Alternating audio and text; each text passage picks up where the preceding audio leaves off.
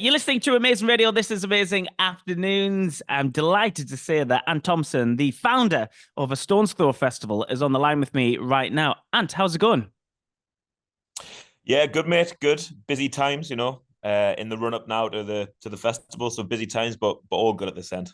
Yes, that's what I was going to ask you. That was going to be my first question. At this stage, a little bit out from the festival, not too long now. What's the emails like going around at the moment? Is it quite frantic at the moment? Lots of people asking for certain things. Are you asking other people for certain things? What stage are you at right now?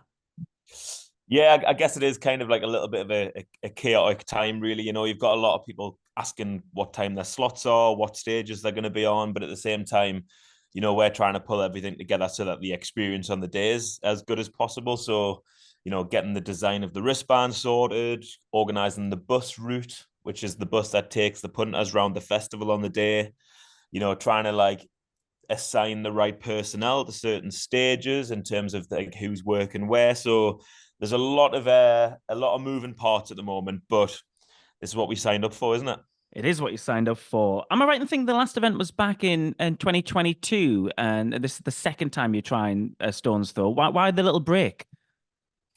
Yeah, so I mean, the break was it's quite an expensive event to put on. So I think having a little bit of time just to kind of recoup some funds and kind of make sure that we're in a position to actually deliver it to the standard that we want to was really important to us. So that's why we had a little break in 2023, just to kind of recover, recoup, kind of rethink the strategy and how we kind of go about it, just so that we can continue to deliver the festival on the same scale as we did in 2022, really. Yeah, and how far in advance of the date do you have to start, putting wheels on the ground, if you like, start, confirming acts, confirming venues? I'd imagine what's the first thing? Is it venues trying to get the spaces first? Is that what you have to try and secure?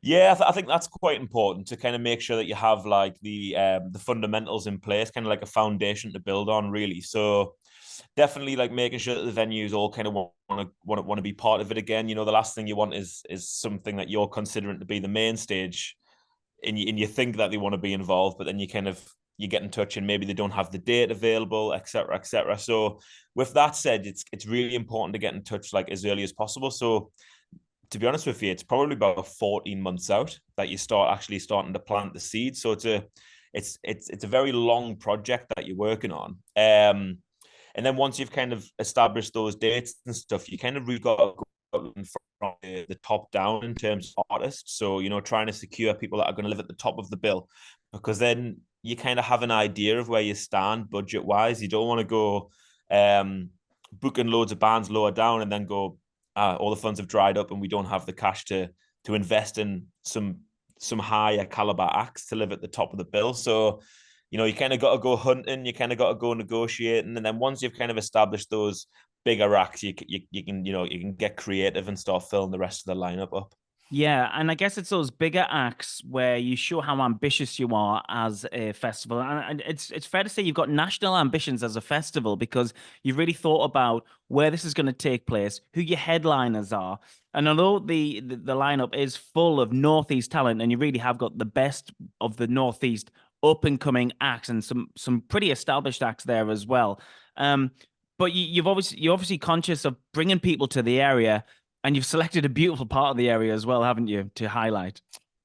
Exactly. I mean, it's such an idyllic part of the world, and I think multi-venue festivals are they're not a brand new concept. There's typically multi-venue festivals in a lot of major cities around the country, but I think us doing it a little bit outside of the city centre in such an idyllic part of the world, using spaces that aren't typically music venues. A lot of these places we have to put like full stage in, full production, full lighting in. So that kind of adds like a little bit of a USP about it as well.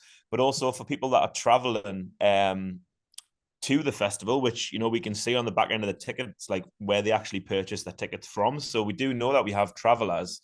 I think that's what's going to be really special for them to kind of land in Tynemouth and North Shields, possibly a place that they've never been. And I think they'll really enjoy being at that in that part of the world, the surfers capital of the north and stuff like that. So So yeah, we're really pleased with the location, really pleased with the venues, and hopefully, fingers crossed, the sun shines, because we did get that in the first year.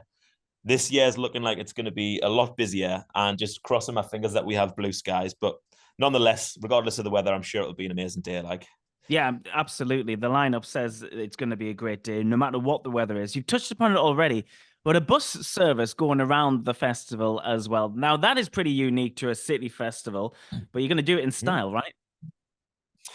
exactly. So the idea kind of came about during COVID. That's where the idea for the event actually kind of spawned, because we went on a walk from. It was during that time when you were actually allowed out in like a little bubble.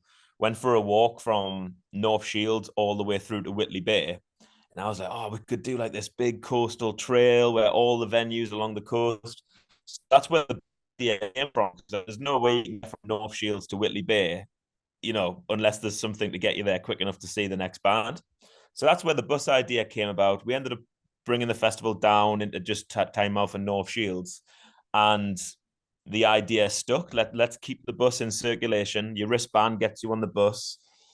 In year one, everyone seems to talk about it and remembers it, but we put bands on top of the bus. So as it was going through the two towns, there was brass bands on top of the bus and stuff. And it just kind of made it like a bit more of a carnival style atmosphere. So that's kind of it's funny because anytime someone brings up the 2022 event, they always kind of talk about the buses.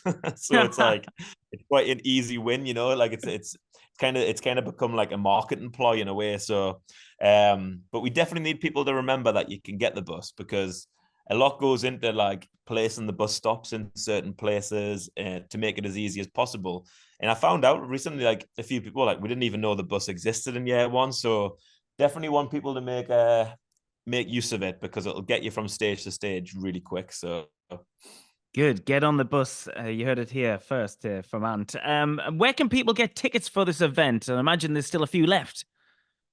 absolutely, yeah. So dead simple, just a stone's throw festival.co.uk.